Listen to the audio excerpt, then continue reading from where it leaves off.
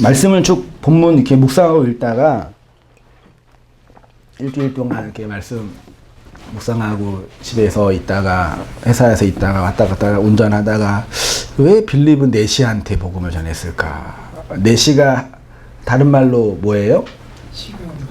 고자. 고자라는 말이 진짜로 있나요? 제가 사전 안 찾아봤는데. 되게 좀 별로 좋은 의미는 아니잖아요. 그래서 예수님도 이제 그 천국을 위한 고자, 자꾸 이 말씀이 별로 느낌이 안 좋은데, 계속 일주일 동안 왜 빌립 집사님이 왜 내시에게 복음을 전했을까? 이후에 이제 가이사라에서 복음을 전하고 사도행전에서는 이제 사라지고, 나중에 28장인가 27장에 이제 빌립의 집에 사도들이 모여 있는 그 모습이 잠깐 등장하고 끝나게 되거든요. 그러니까 빌립이라는 인물은 이 그 8장에서 이제 내시에게 복음을 전하고 가이사라로 가면서 이제 사라지게 되는, 물론 말씀을 전했겠지만 성경에서는 사라지게 되는데, 그러니까 말하자면 빌립이 열매를 거둔 사람이 내시인 거죠. 그렇죠. 그리고 내시가 에티오피아, 그러니까 지금 아프리카 정도라고 이제 여겨지니까 아프리카에 가서 이제 복음을 전했다라는 전승이 이제 있게 되는 건데, 왜 내시에게 복음을 전할까라고 묵상을 계속 하다가 그 이제 내시가 갖고 있는 성경적인 의미와 복음적인 의미에 대해서 한번 예수님의 말씀과 연결해서 말씀을 상고해 보게 됐고요. 다른 이제 여러 유튜브나 목사님 설교를 들으면서 이제 빌립이라는 이 분이 한국에서는 특화된 게 이제 전도거든요. 그래서 빌립 전도 이런 거에 들어보셨죠? 빌립의 전도 방식. 이렇게 성령의 인도함을 따라간다. 만나는 사람에게 복음을 전한다. 뭐 이렇게 해서 이제 전도 방식의 이제 얘기를 많이 하면서 빌립 집사가 복음을 전하는 방식에 대해서 이제 많이 생각하게 되는데, 물론 이제 물리적으로 형식적으로 복음을 전하는 방식도 중요하지만 성경이 정말 우리에게 말하고 싶은 거는 그 방법론이나 교회 성장론이 아니라 지극히 우리 개인에게 말씀하시고 나에게 들어오는 그 진리에 관한 내용인 거니까, 오늘 원고도 대부분 다 원고 읽고 오시나요? 제가 원고를 좀 늦게 올렸거든요. 원래 다 어저께 새벽에 다 끝냈는데 못 올리고 그냥 아침에 올렸는데 무슨 일이 있으시냐. 그래서 다 읽고 오셔가지고 좋은 거죠? 저는 별로 안 좋은 것 같아가지고 이미 다 알고 오셔서 또 괜히 이렇게 네? 아, 까먹으세요? 아, 감사합니다. 그러셔야지 저도 살지. 읽어보고 또 묵상하고 설교도 들어보고 그러면서 이제 또 알아가는 거죠. 그렇게 한번 묵상해 보면서 또 이렇게 많이 또 저 개인적으로 또 은혜를 많이 받았던 내용입니다. 그러니까 오늘 본문의 말씀을 겉으로 보면은 복음이 예루살렘과 유다와 사마리아 지경까지 넓어지고 나중에 이제 아프리카까지 복음이 확장되는 장면이다라고 말하죠. 그게 역사적으로 틀린 말은 아닙니다. 많은 사람들이 복음의 확장과 선교를 물리적인 영토의 확장이라고만 생각하니까 이제 문제가 되는 거죠. 빌립의 에티오피아 내시의 전도는 이러한 확장으로 보게 되면 우리 개인에게 말씀으로 임하는 내시와 같은 생명 없는 나가 어떻게 생명을 담는 그 그리스도의 신부가 되는지에 대한 이해가 없어지게 되죠. 그래서 복음의 말씀을 시를 전하는 자가 아니라 그냥 기독교라는 종교와 교회라는 이 집단을 전하는 이상한 그 홍보처럼 돼버린 것이 오늘날 이 복음 전도의 맹점이라고 여겨져요.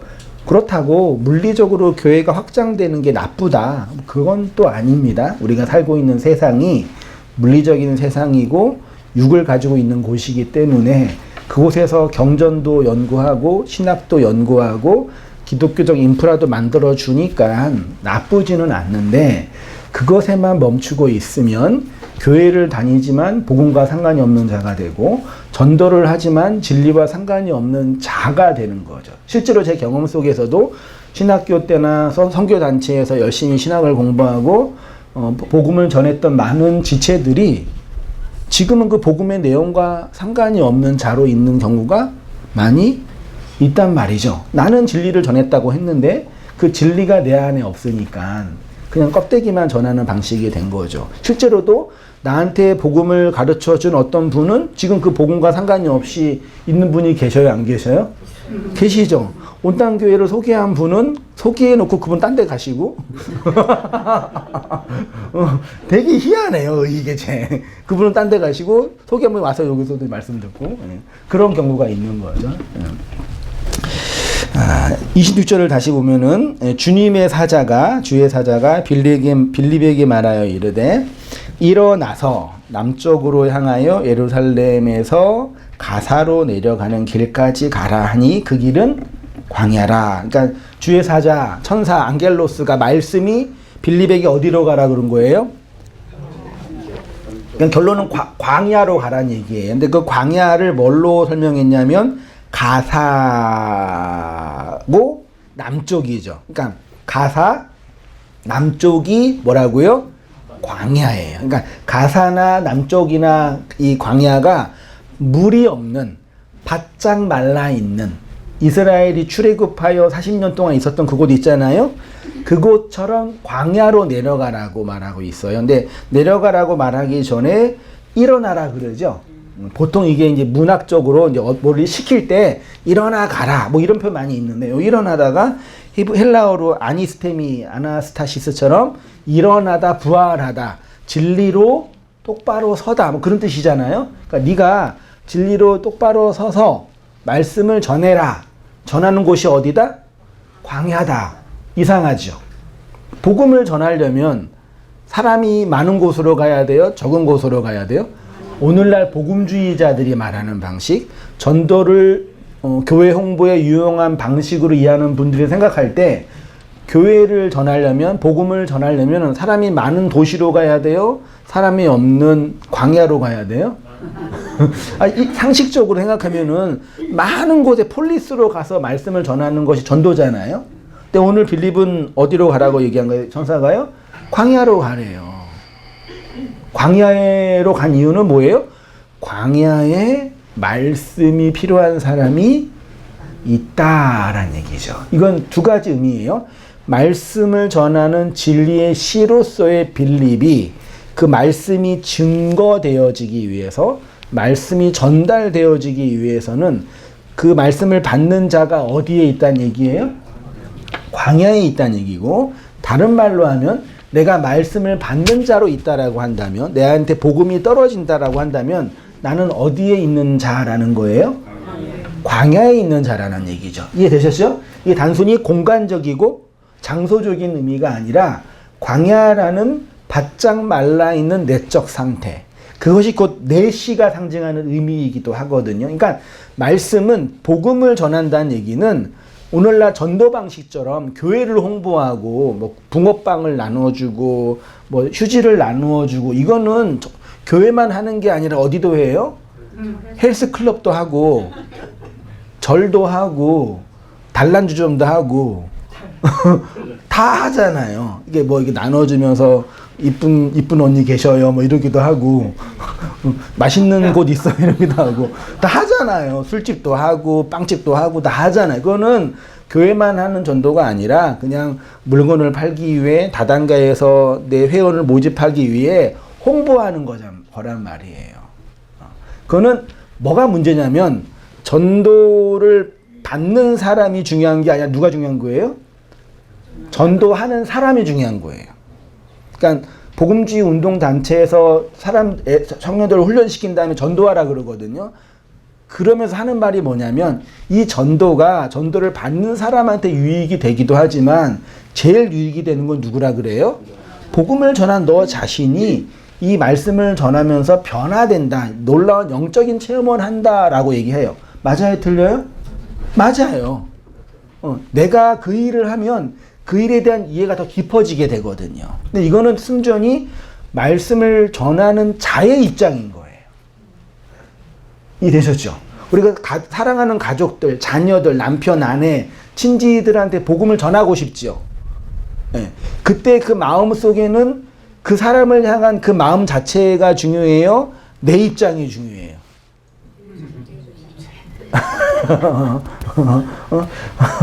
그래도 교회 다니는데 내 자식이 교회를 안 다니면 쪽팔리잖아요.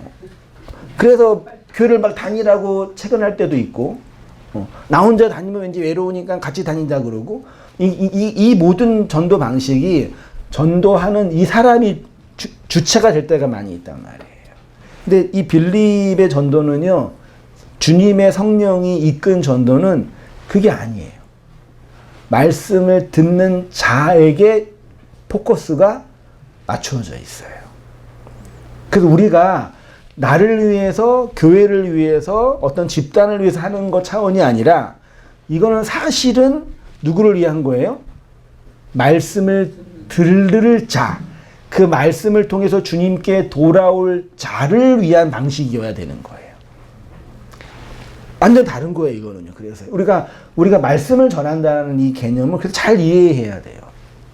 아무튼 오셔서 남쪽 광야, 그러니까 광야로 들어가서 복음의 말씀을 전하라고 하죠. 왜냐하면 말씀은 어디에 있을 때 들려요? 광야에 있을 때 들려요. 광야일 때 들려요. 애굽에서는 안 들려요. 애굽에서는 머리채 잡고 데리고 와야 되고, 말씀을 이해하고 가르치려면은 그 사람의 존재와 상태가 뭐여야 돼요? 바짝 말라있는 광야여야지 말씀이 들려요. 이해돼요. 반대로 얘기하면 우리가 그렇게 미드바르 광야였기 때문에 말씀이 들리는 거예요. 27절에 보세요. 일어나 가서 보니 에디오피아 사람 곧 에디오피아 여왕 간다게의 모든 국고를 맡은 관리인 내시가 예배하러 예루살렘에 왔다가, 이렇게 되어 있죠. 광야에 내시가 있는데 그 내시를 어떻게 소개하냐, 이름은 없는데 에디오피아 여왕 간다게의 뭘 맡았대요? 국고를 맡은 관리자예요. 그러니까 그 여왕이 다스리는 나라의 재정과 식량을 관리하는 자인데 그 사람이 누구라고요? 내시라고 표현하고 있습니다. 지금 이 내시는 집주인이 아니라 집을 뭐하는 사람이에요? 관리자예요. 집주인이 돼야 돼요? 관리자가 돼야 돼요? 누가 구원받아요? 누가 더 뽀대나요? 건물주가 돼야지 뽀대가 나죠. 맞아요. 예, 그래서 예수님 이런 말씀하셨습니다. 마태복음 13장 52절에 예수께서 이르시되 그러므로 천국의 제자된 서기관마다 마치 새 것과 옛 것을 그 곳간에서 내오는 뭐래요? 집주인이어야 된대요. 근데 집주인은 뭐 하는 사람이냐면은 자신의 곳간, 양식이 있는 곳간에서 양식을 가지고 오는 자란 얘기예요. 자기 안에 양식이 있는 자가 뭐라고요? 집주인이라고 하고, 그를 예수님이 천국의 제자, 하나님의 나라의 백성이라고 말해주는 거예요. 근데 그 사람이 뭐라 그러냐면 새 것과 옛 것이죠. 그러니까 옛 것을 통해서 새 것을 양식으로 꺼내는 자를 뭐라 한다고요? 집의 주인이라고 표현하는 거예요. 근데 오늘 본문의 이 내시는 뭐예요? 집 주인이 아니라 집 주인을 관리하는 관리자라고 하는 거예요. 근데 그를 또 내시라고 표현해요. 마태복음 12장 42절에 심판 때에 남방 여왕, 남방 있죠? 여기 남쪽이에요. 남쪽이는 뭐라고요? 광야예요. 남방 여왕, 오늘 겐다게가 아니라 간다게가 여왕이죠. 예. 여왕이 일어나서 이 세대의 사람을 정죄하리니 그가 솔로몬의 지혜로운 말을 들으려고 땅 끝에서 왔음이거니와 솔로몬보다 더 큰 이가 여기 있느니라. 그랬죠? 그러니까 에디오피아라는 이 단어의 뜻이 햇볕에 그을리다 뜨거운 광야라는 곳이고 의미고, 그곳에 여왕이 있죠. 여왕은 왕의 여성령이잖아요. 성경에서 여자는 언약을 상징한다 그랬잖아요. 그러니까 여왕은 무엇을 상징하냐면 통치하는 언약을 상징하는 것으로, 우리를 통치하는 언약이 뭐예요? 그게 뭐예요? 율법이잖아요. 옛 언약의 말씀이 율법의 말씀이 우리를 통치하죠.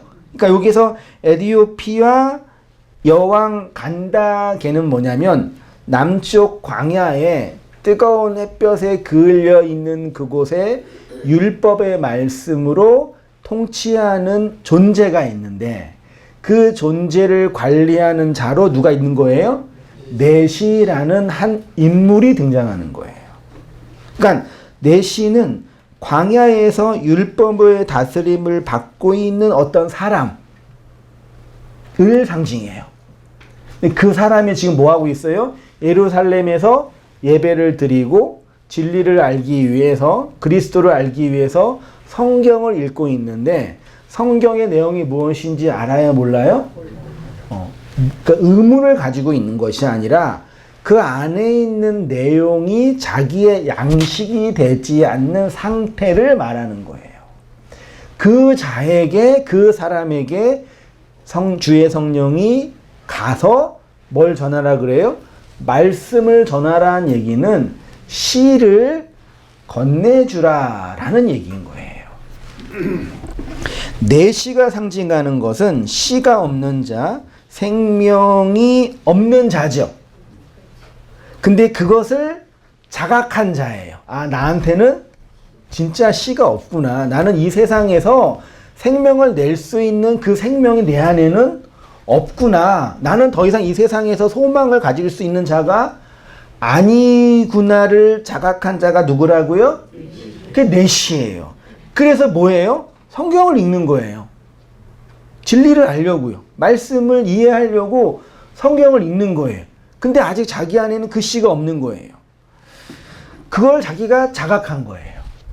그러니까 복음은 어떤 사람에게 들어가냐면 내가 내시인 거를 안 사람, 이 율법의 광야에서 이 율법의 말씀으로는 더 이상 내가 생명을 얻을 수 없구나를 자각한 사람, 이 세상에는 소망이 없고 내 밖에서 누군가가 나를 구원하지 않고서는 나는 살 수 없구나를 자각한 그 사람이 누구라고요?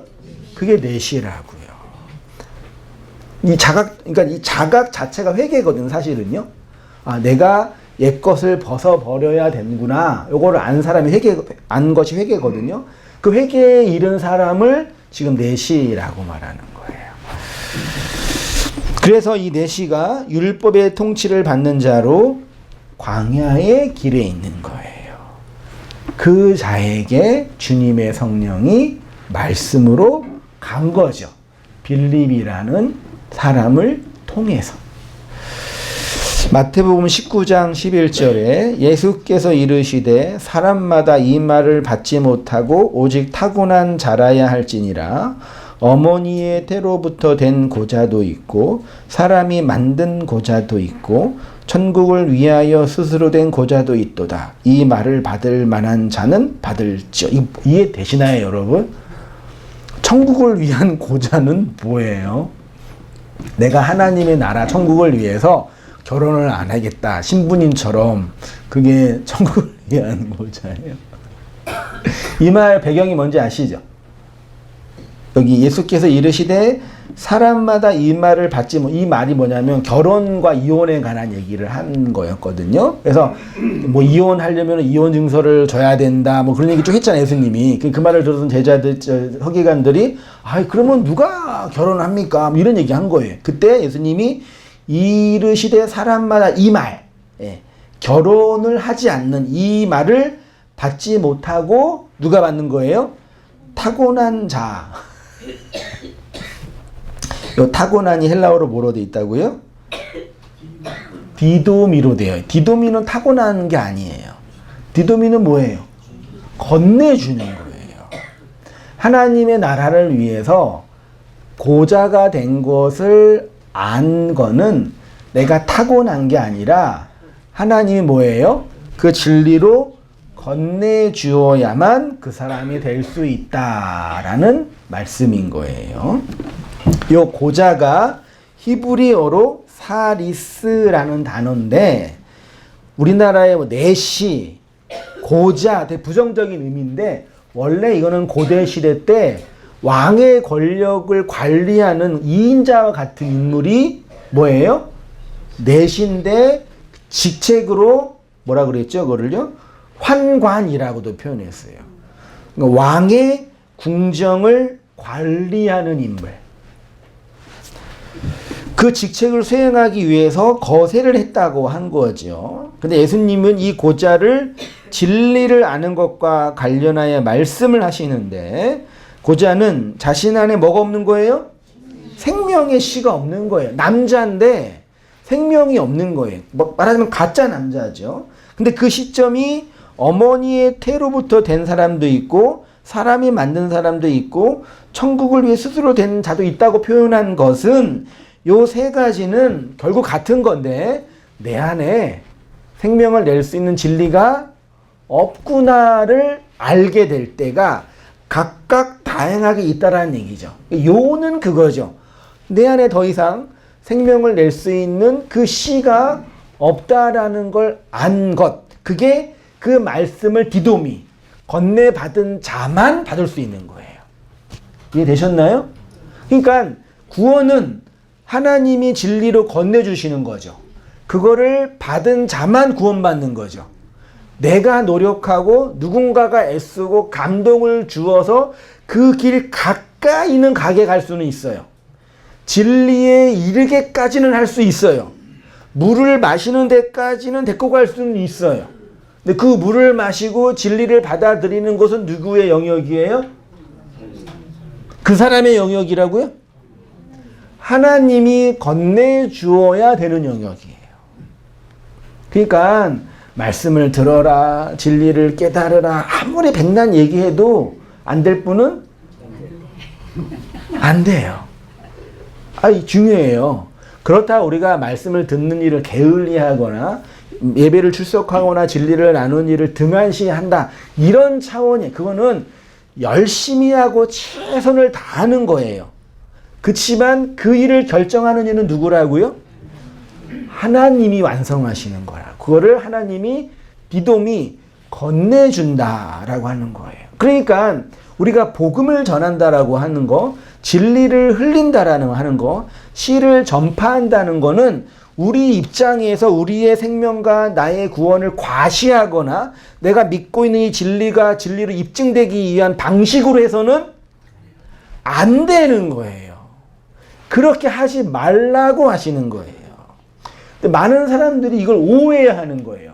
내가 믿고 있는 진리가 진리이기 때문에 이 진리인 나의 믿음을 입증하고 완성하고 확증하기 위해서 너가 믿어야 돼. 어떻게 이런 사람들 믿지 못하게 만드는 것이 구원이야? 어떻게 예수님 믿는 사람이 이렇게 비참하고 불쌍하게 있어야 돼? 이런 발상이 나올 수밖에 없는 거예요. 이 세상에 있기 때문에. 물론 그렇게 물리적으로 외적으로 잘하면 형식적으로 외적으로 성장을 해요? 못해요? 할 수 있죠. 사람이 모여있는 곳이고 사람이 움직여지는 곳이니까 아니 이단도 되고 그런 이상한 교설을 말하는 그런 이단 종파와 같은 사이비도 사람들이 많이 부흥하잖아요. 통일교 어마어마하죠. 신천지 어마어마하죠. 그분들 집회하는 거 본 적이 있어요? 요즘 통일교 그 아저씨래 그 문선명은 죽었지요. 그래서 이제 그분이 죽으면 어떡하셔. 가셨잖아요. 가시고 누가 이제 1인자가 돼요? 부인이랑 아들이랑 막 싸우고 뭐 지분 경쟁하고 그러죠. 언뜻 듣기로는. 근데 이게 영상을 보니까 그 한학자 여사님께서 하고 나와가지고 많은 성도들이 막 박수 치면서 막 찬양하고 있더라고요. 어마어마한 부흥이죠. 그렇게 가능해요. 사람을 홀리기도 하고 사람들의 마음을 움직이기도 하고 이상한 생각으로 사람들을 지배하니까 오히려 그 율법의 통치로 더 많은 사람을 지배할 수 있는 거니까 그런 게 복음 전도와 진리를 입증하는 것이 아닌 거예요. 어떻게 말씀의 진리를 전하는데 이렇게 조그만 교회에 있어요. 이러면 돼요, 안 돼요? 진리랑 상관이 없는 거예요. 물론 우리 이 세상에 사니까 예배의 규모가 있고 사람이 많아지면 좋지요. 저 혼자 찬양하는 것보다 기타가 있어야 되고, 기타가 있는 것보다 피아노가 있어야 되고, 그렇죠? 저 혼자 찬양 얼마나 제가 힘들고 여러분도 듣기가 거북하시겠어요. 그런 물리적인 거란 말이에요. 이 세상의 방식이라는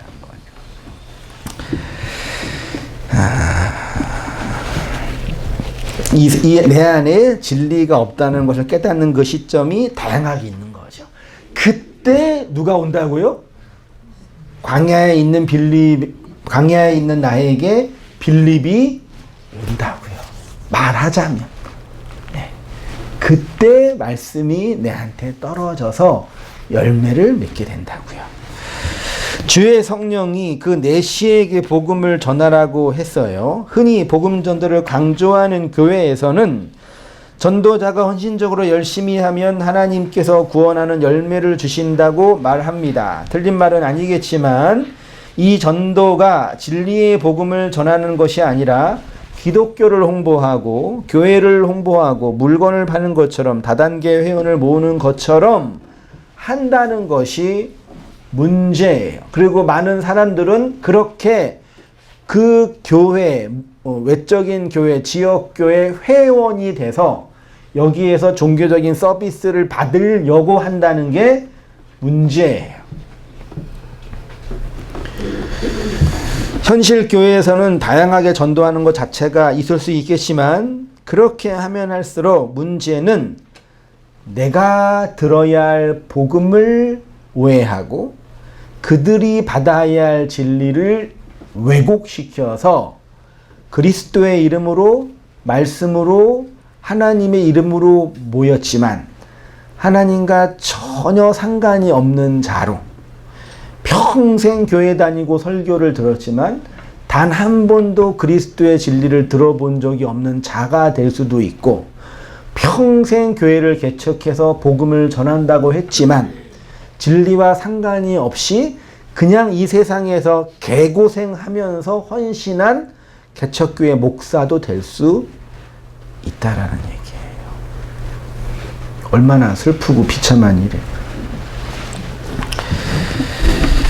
28절부터 31절 본문 보이세요? 같이 읽어보겠습니다. 시작. 돌아가는데 수레를 타고 선지자 이사야의 글을 읽더라. 성령이 빌립더러 이르시되 이 수레로 가까이 나아가라 시거늘 빌립이 달려가서 선지자 이사야의 글을 읽는 것을 듣고 말하되 대답하되 지도해 주는 사람이 없으니 대답할 수 있느냐 하고 빌립을 청하여 수레에 올라 그채 앉으라 하시냐. 그러니까 사실 이 내시 자체는 구원에 거의 가까이 간 사람이라고 보여지죠. 이 복음적인 관점에서 본다면은 마지막 그 하나 에스카토스 코드란테스가 완성되지 않는 그 지점에 있는 사람인 거죠. 사실은요. 이사야의 글을 읽고 있는데 뭐 타고 갔어요? 수레요. 성경에서 수레는 성령을 상징한다고 표현하지요. 예루살렘에서 예배를 드리고 돌아가는 내시를 성령이 인도하고 있는데 그가 이사야의 글을 읽고 있었습니다. 자신을 인도하는 이가 없어서 어떤 내용인지 알지 못한다고 표현하고 있습니다. 내시는 자신 안에 진짜 생명이 없다라는 것을 안자라고 했는데 그래서 예배도 드리고 성경도 읽고 있습니다. 근데 그 안에 있는 내용이 어떤 것인지 깨닫지 못하죠. 다시 말해서 성경을 통해서 그리스도라는 그 진리를 발견하지 못한 거죠. 왜요? 그거는 내가 읽고 묵상하고 노력하고 애쓴 다하고 결정될 일이 아니라 주님의 성령이 디도미해 주어야지만 결정될 일이에요. 이해되셨죠? 그러니까 왜 너는 예수님 제대로 못 믿어? 왜 너는 이 진리를 몰라? 그렇게 말하면 돼야 안 돼요. 그거는 하나님의 영역이라니까요. 누구한테 따져야 돼요? 예배를 제대로 안 드리고 말씀도 제대로 안 듣는 이 사람한테 따지지 말고 하나님께 따져야 돼요.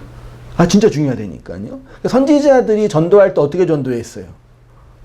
야, 니네는 제대로 진리를 안 듣는 이 얘기만 한 게 아니라 뭐라 그랬어? 하나님 왜 안 하시는 거예요? 이렇게 했잖아요. 당신이 하나님이시잖아요. 그럼 이렇게 일을 하셔야죠. 왜 안 하세요? 이렇게 선지자들이 기도했다니까요. 알았어요. 그분들도. 하나님이 하늘문을 열어야지만 그리스도의 복음이 증거되어지고, 하나님이 그 인생들의 마음을 열어야지만 진리가 증거된다는 거를 선지자들이 알았단 말이에요. 그래서 열심히 말씀도 전하고 말씀도 가르치는 그런 육적인 일도 열심히 했지만 그 모든 결정권자는 누구에게 있다고요? 하나님께 있다는 것을 알았단 말이에요. 여러분, 우리가 중요하다니까요. 혹시 온땅교회라는 이 교회가, 말씀을 전한 이 교회가 막 1000명이 되고 10,000명이 될 수 있을지도 모르겠죠. 그런 일은 일어나지 않겠지만, 그렇지만 말씀은 하나님이 그렇게 열어주실 때만 가능한 거예요. 그게 외적으로 물리적으로 커질 수 있을지도 모르겠지만 그거는 중요한 일이 아니고, 그건 염두에 둘 일이 아니고, 진리는 그렇게 흘러가는 거죠. 그렇게 했습니다. 그렇게 이제 그리스도의 말씀을 이런 내시에게 전해. 35절 보세요. 제가 볼게요. 빌립이 입을 열어 이 글에서 시작하여 예수를 가르쳐 복음을 전하니, 길 가다가 물 있는 곳에 이르러 그 내시가 말하되, 보라, 물이 있으니 내가 세례를 받음에 무슨 거리낌이 있으냐. 38절, 이에 명하여 수레를 멈추고 빌립과 내시가 둘 다 물에 내려가 빌립이 세례를 베풀고 둘이 물에서 올라올새 주의 영이 빌립을 이끌어 간지라. 내시는 기쁘게 길을 가므로 그를 다시 보지 못하였느니라. 빌립은 아소도에 나타나 여러 성을 지나다니며 복음을 전하고 가이사라에 이르니라. 그리고 이제 8장이 끝나게 되고 9장에 누가 나와요? 사울이 이제 등장하면서 베드로와 이제 빌립이 이제 역사 속에서 사라지게 되고 새로운 인물인 사울이 등장하게 연결되게 되는 거죠. 오늘 빌립의 전도는 정확히 출애굽한 이스라엘이 광야 40년 동안 하나님의 말씀을 받는 내용을 담고 있습니다. 빌립이 입을 열어 그리스도의 복음을 전하였죠. 그리고 길 가는 곳에 멈추고 뭘 주었어요? 세례를 줬잖아요. 출애굽한 이스라엘이 세례를 받았죠. 홍해에서 물세례를 받았고 그 다음에 요단강에서 불세례를 받은 거예요. 같은 세례인데 그게 광야라는 내용으로 설명된 거예요. 성도에게 하나님의 말씀이 떨어지는 곳이 어디라고요? 광야예요. 그래서 광야는 내시에게 말씀이 떨어지는 곳인데, 이 광야라는 곳이 공간적인 장소를 의미하는 게 아니라 존재적인 장소뿐만 아니라 시간적인 장소라고 합니다. 예수님이 복음서에서 제자들한테 이 복음이 언제 완성된다 그래요? 언제까지 복음이 증거된다고 흔히 표현해요? 세상 끝날에, 세상 종말의 날에 이 말씀이 다 증거된다 그러죠. 이렇게 얘기했어요. 이 말씀이 다 증거되면은 그때 뭐가 온다? 종말이 온다. 요거를 이제 세대주의자들은 그리스도의 복음이 온 세상에 전파되면 이 세상에 끝이 온다. 끝이 올 때 종말론자들이 말하는 것처럼 하늘에서 뭐가 일어나요? 휴거가 일어나서 믿는 자들을 다 하늘로 들려 올리고 이 땅에 남은 자들은 뭘 경험해요? 7년 대환란을 경험하면서 생고생을 하다가 마지막에 이 고난의 딸을 잘 견딘 자들은 다시 들림을 받아 영원한 나라에 들어간다. 이런 그 세대주의적 전천년주의자들이 생긴 거예요. 그러니까 복음이 다 이 세상에 증거됐어요? 안 됐어요? 물리적으로. 지금 전 세계 인구가 80억, 한 90억 가까이 되니까 복음이 증거됐어요? 안 됐어요? 아직까지 미전도 종족이 있나요? 아직까지 세계의 모든 언어로 성경이 번역되지 않는 언어가 있나요? 있지요. 그러니까 복음이 다 증거되지 않은 거죠. 이렇게 이제 물리적으로 생각하는 거예요. 근데 사실은 복음이 물리적인 세상에 다 증거될 수는 없겠죠. 누군가는 그 말씀을 듣지 못하는 거니까. 그러면 세상 끝나는 오지 않겠네요. 그런 물리적인 세상의 종말이 아니라는 걸 알고 계시죠? 그러니까 다시 말해서 세상 끝날 종말, 에스카토스 코트란테스 헤메라, 이 인생의 마지막 날까지 복음이 완성될 때, 그때 그 인생의 완성 종말이 이루어진다. 복음이 성령이 임하면 예루살렘과 유다와 사마리아와 어디까지요? 땅 끝이죠. 요 땅 끝을 자꾸 물리적인 세상의 끝이라고 보면 돼요, 안 돼요? 그 대한민국에서 볼 때 땅 끝은 어디예요? 해남. 그쵸. 그러네. 이제, 제주도는 땅이 아니니까. 예. 그렇게 생각하면 돼요, 안 돼요? 그, 지금 이 소아시아 지역에 생각할 때 땅 끝은 어디예요? 스웨덴이에요? 저 뺑 돌아가지고 다시 와야 되나요? 그렇게 지구가 둥근데 어떻게 땅 끝이 있어요? 말이 안 되잖아요. 그쵸? 그러니까 이 땅 끝은 물리적인 공간의 땅 끝이 아니라 땅이라는 내 마음의 그 마지막 그 완성의 그 지점, 열이 마지막 하나로 완성된 그 지점에 이르는 것, 그것이 땅 끝이잖아요. 말하자면요. 그걸 말하는 거란 말이에요. 그것이 광야에서 말씀이 진리로 떨어질 때 뿅 하고 완성이 된다라고 말씀하신 거예요. 그게 제가 늘 말씀드린 세상 끝날, 종말의 날, 그 지점에 있는 사람이 누구라고요? 내시라는 거예요. 내 안에 생명이 없구나. 그거를 성경이 굳이 내시라는 고대 시대의 한 인물, 한 그 직책이 있는 인물을 이러저러한 이유로 등장시켜서 설명해 주는 거예요, 우리한테요. 근데 그걸 못 알아먹으니까 자꾸 물리적인 내시만 생각하고 자꾸 이렇게 아프리카의 어떤 관리자만 생각해 버리니까 내 안에서 이루어지고 완성되는 복음과는 아무 상관이 없는 모습으로 있는 거죠. 그래서 아무도 모르는, 말씀이 뭔지도 모르는 사람한테 말씀을 전할 때는 제일 먼저 해야 할 일이 뭐예요? 너 내시니? 먼저 물어보세요. 그러면 기분 나빠하겠네. 그렇죠? 너 환관 내시? 뭐야? 그러면 설명해줘요. 차근차근 이렇게 해서. 야, 너 안에 너 씨 없어. 너 가짜야. 넌 죽을 인생이야. 네가 아무리 이렇게도 네 스스로 생명을 만들 수 없는 존재라는 걸 알아? 그러면 뭔 말이야? 그러겠죠? 그렇죠. 그렇게 되겠죠. 그렇게 이제 말씀을 경험하게 된 겁니다. 이렇게 말씀을 듣고 그리스도의 진리를 깨닫게 된 내시가 길을 가다가 뭘 발견했어요? 물이 광야에 별로 없겠지만, 그렇죠? 별로 없겠지만 물을 발견했다는 얘기는 그 내시가 진리가 됐다, 생명이 됐다라는 걸 표현하고 싶은 것 같아요.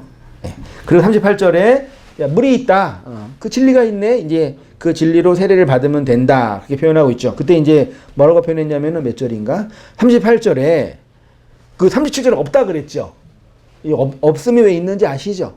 성경의 원전이 있어요, 없어요? 원래 성경의 원전은 지금 있어요, 없어요? 다 사라졌어요. 그러니까 그게 원래부터 없었다는 얘기가 아니라 있는데 사라진 거죠. 그래서 사라졌는데 지금 우리가 갖고 있는 이 성경은 원전이 아니라 뭐예요? 사본의 사본의 사본의 사본의 사본의 사본의 사본이에요. 흩어져 있는 많은 사본, 그러니까 원전 하나가 있었을 거 아니에요?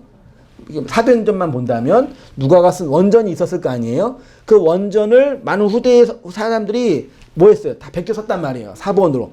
수십 가지가 있었겠죠. 근데 원전은 사라졌어요. 그 사본이 흩어져 있었죠. 요 사본을 다 모아가지고 성경을 만든 거예요. 집필된 거예요. 그게 이제 400년 동안 이제 기독교 초기 역사 속에서 만들어진 놀라운 하나님 일하시 사본학이라 그러는데 정말 이게 학문적으로 되게 깊이가 있거든요. 흩어져 있는 많은 사본을 다 모아서 다 대조한 거예요. 1절, 2절 다. 처음 성경은 장절이 있어요, 없어요?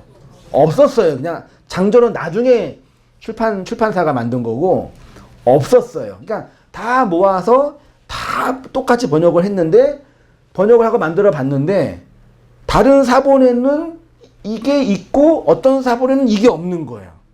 그러니까 이제 나중에 이제 성경을 모은 사람들이 이거 어떻게 해야 될까 고민을 하다가 어떤 성경에는 이 37절이 있기도 하고 어떤 성경에는 없기도 나중에 성경 보면 이런 각주 보면은 다른 성경에는 뭘 써 이런 거 있죠.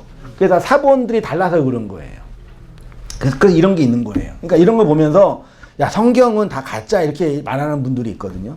그게 아니에요. 그러니까 하나님이 그 원전으로 말씀해 놓은 것을 교회들이 그걸 집필해 가지고 이렇게 만들어 놓은 이 성경이 경전이고 대단한 사실 책이에요. 사실은요. 그런 역사적인 배경. 그래서 이제 성경을 깊이 연구하려면 그런 사본학도 봐야 되고 다른 뭐 사본에서 어떻게 봤냐도 보면서 원 성경 대조까지 하면서 보게 되는데 그 너무 깊이 들어 어려운 문제가 있는 거고 아무튼 그런 이제 역사적인 차이 때문에 이런 게 성경에 많이 있다더라. 이해되셨죠? 성경이 거의 10,000년 가까이 된 4,000년, 5,000년 가까이 된 책이니까 오죽하겠냐고요. 그치만 이 성경 안에 하나님의 영으로 기록된 영이 있다. 그리고 그렇게 받아들이고 있는 거예요. 아무튼 그렇게 이제 없는 부분이 있고 38절에 이에 명하여 수레를 뭐 했대요? 멈추었대요. 그 수레를 멈춰야죠. 그렇죠? 당연하죠. 멈추다가 히브리어로 뭐라고요? 히스템이에요. 히스테미가 뭐예요? 멈추다도 돼요. 근데 기본적인 뜻은 세우다예요. 그러니까 세우다는 것은 이동하다가 멈추다는 의미도 있지만 똑바로 세우다는 것도 있잖아요. 그렇죠? 그러니까 수레를 멈췄다는 얘기 안에는 그냥 이동하다가 스탑이 된 것도 있지만 그 수레의 내용, 진리의 내용이 똑바로 세워지게 되었다. 누구 안에? 내 시 안에. 내 시는 뭐가 없는 자? 씨가 없는 자. 근데 그 씨가 성령의 생명으로 그 안에 들어갔네. 그걸 말하고 싶은 게 아닐까라고 생각해 보게 됐어요. 말씀을 듣고 예수님이 제자들의 말씀 전했던 것처럼 빌립에 의해서 진리가 들어오니까 그 생명이 내 안에 완성이 됐군요. 그렇게 고백한 게 수레를 세웠다라고 하는 거죠. 성령으로 세워지게 됐다. 내 안에. 그 안에. 그렇게 돼서 그것에 대한 상징적인 표현으로 뭐예요? 세례를 받은 거죠. 그가 성령을 세웠다는 것이 아니라 그리스도의 영이 4페이지입니다. 자신을 어떻게 진리로 인도하시는지를 알게 되었다라는 표현인 것 같습니다. 다시 말해서 기록된 성경을 통해서 그리스도를 알게 되니까 영으로서 진리의 말씀이 그의 인생의 언약의 기둥으로 똑바로 세워지게 되었다라고 표현하는 거죠. 그러고 나서 이제 빌립에게 세례를 받게 되죠. 어떻게 표현하냐면 39절에 이 둘은 누구예요? 빌립과 내시죠. 씨 없는 내시가 씨를 건네받은 빌립과 물속에서 하나가 된 거죠. 죽고 물 위로 올라왔어요. 그리고 이제 주의 영이 빌립을 이끌어 갔죠. 내시는 기쁘게 길을 가므로 그를 다시 보지 너무 하지 않아요? 말씀을 전해주는 생명의 은인인데 집에 데리고 가서 대접이라도 해드리고 헌금이라도 드려야지. 에? 그래야 되지 않아요? 원래 그래야지요. 원래 그러잖아요. 그러고 아예 그냥 빠빠이 진리를 전했어. 그냥 성경은 마치 그를 다시 보지 아니라 마치 영원히 안 보는 것처럼. 진짜 안 봤을까요? 말이 되냐고요, 이게요, 솔직히. 그냥 광야에서 이렇게 말씀 전하고 진리를 전해주고 빌립은 그냥 흩어져 가고 내시는 그냥 갈까 이렇게 된 거잖아요, 물리적으로. 근데 여기 주의 영이 빌립을 이끌어 갔다라고 할 때 이끌어 갔다가 헬라어로 하르파조라는 단어인데 이게 이끌어 갔다도 되지만 취하여 갔다, 사로잡아 갔다라는 뜻이에요. 예수님이 제자들한테 성경의 말씀을 진리로 전하니까 갑자기 호련히 예수님이 제자들 앞에서 뿅 하고 보이지 않게 됐죠. 구약의 에녹이나 이런 사람들은 하나님과 동행하다가 어디로 갔어요? 하늘로 뿅 갔죠. 그 갑자기 사라졌다는 얘기가 물리적으로 없어졌다라는 말이 아니라 그 존재 안으로 편입됐다, 함몰됐다라는 의미가 담겨져 있잖아요. 그렇죠? 그럼 이 본문에 빌립은 어디로 간 거예요? 나중에 이제 가이사라로 갔죠, 빌립은. 근데 내용적으로 빌립이 전한 그 말씀, 그 씨 없는 자에게 건네는 그 씨는 어디로 간 거예요? 내 씨 속으로 함몰된 것이요. 그래서 사라진 것처럼 보이는 거죠. 그래서 다시 만나지 않았다고 표현한 거죠. 이해되셨나요? 그러니까 이 내시가 빌립이라는 상징적인 인물을 통해서 그리스도의 말씀을 받아 진리로 완성이 됐습니다. 그래서 더 이상 빌립을 보지 않게 됐습니다. 란 얘기는 부활하신 주님이 제자들에게 나타나서 구약에 관한 자기에 관한 말씀을 다 일러고 진리를 전하고 나니 그 밖에 있는 그리스도는 더 이상 제자들한테 보이지 않게 되었더라라는 표현인 거예요. 되셨죠? 그러니까 더 이상 우리는 그리스도를 보면 돼야 안 돼요? 예수님을 보면 돼야 안 돼요? 안 되는 거예요.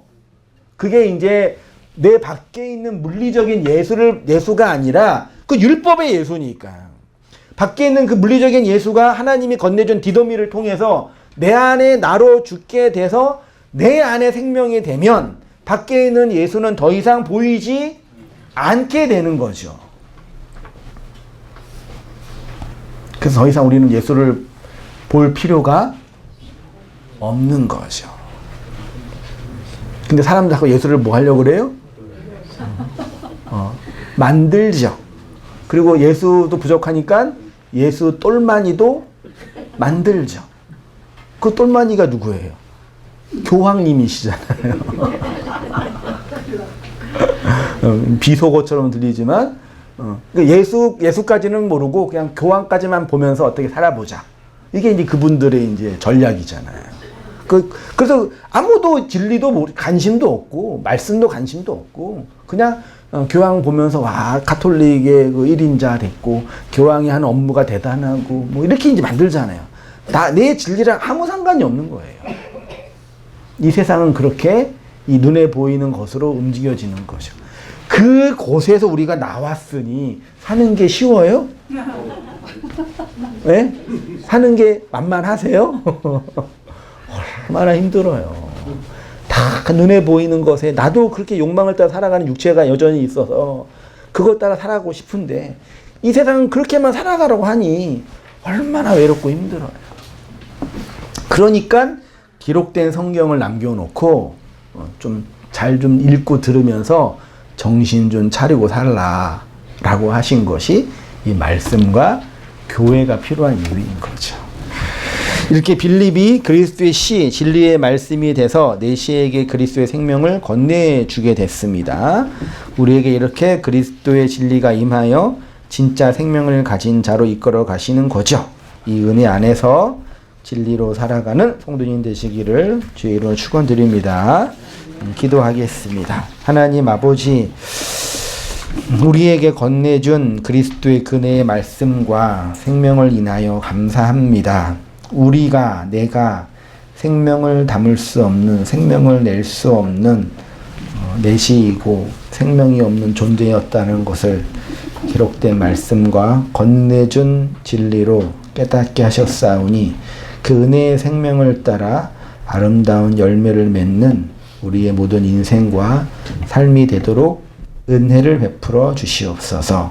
혹시 광야 속에서 그 말씀을 찾고 있는 주의 백성들이 있다면 그 말씀을 생명의 씨로 건네해 주시어서 우리가 어떻게 구원을 받고 하나님의 나라로 거닐고 있는지를 발견하여 그 은혜 안에서 안식하며 복음의 기쁨과 성령의 안식을 누리며 살아가는 저의 모든 삶들이 될 수 있도록 인도하여 주시옵소서. 이제는 우리 주 예수 그리스도의 은혜와 하나님 아버지의 크신 사랑과 성령의 교통하심이 사랑하는 모든 성도님들의 삶 속에 지금부터 영원까지 함께 있을지어다. 아멘.